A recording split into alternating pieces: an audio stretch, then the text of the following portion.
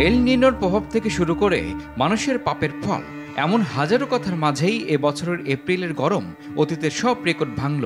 সর্বকালীন record ভেঙে উষ্ণতম মাসের তকমা পেল এপ্রিল 2024। এই চিত্র শুধু বাংলাদেশের নয়, দেশে দেশে চরম তাপমাত্রা বৃদ্ধি, একনাগাড়ে বৃষ্টি আর খরার কারণে বিশ্বজুড়ে আবহাওয়ায় পরিবর্তন এসেছে।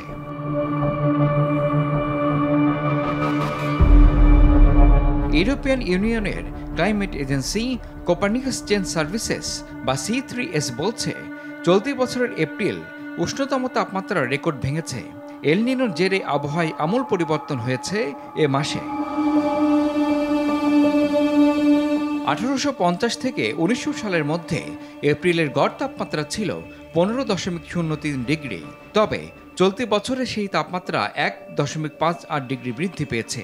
এই তাপমাত্রা 1991 থেকে 2020 সালের থেকেও 0.67% বেশি। এর আগ পর্যন্ত 2016 সালের এপ্রিল মাস সর্বোচ্চ উষ্ণ ছিল। সেই রেকর্ড ভেঙে তার থেকেও 0.14% তাপমাত্রা বৃদ্ধি পেয়েছে 2024 সালের এপ্রিলে। ইউরোপিয়ান ইউনিয়নের ক্লাইমেট এজেন্সি C3S এর পরিচালক এর জন্য বিশ্বব্যাপী উষ্ণায়নকে দায়ী করেছেন।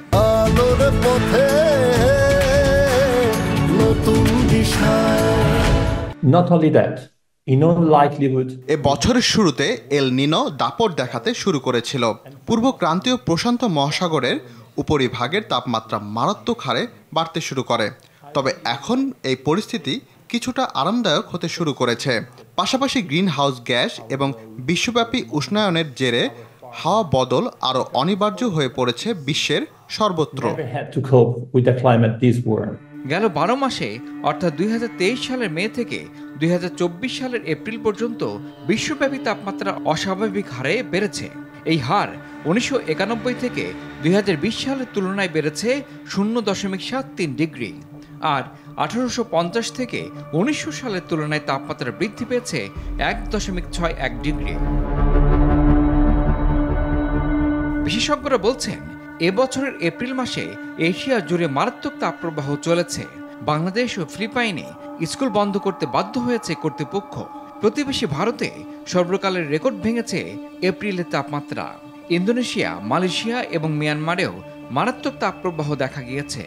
একই সময়ে সংযুক্ত আরব আমিরাতে গেল 75 বছরের ইতিহাসে সর্বাধিক বৃষ্টিপাত হয়েছে। বন্যায় ভেসেছে সৌদি আরবও। আবহাওয়ার এই বৈরিতার জন্য বিজ্ঞানীরা মূলত জীবাশ্ম জ্বালানি পোড়ানোর ফলে নির্গত গ্রিন হাউস গ্যাসকে দায়ী করেছেন। ইমরুল হাসান, RTV।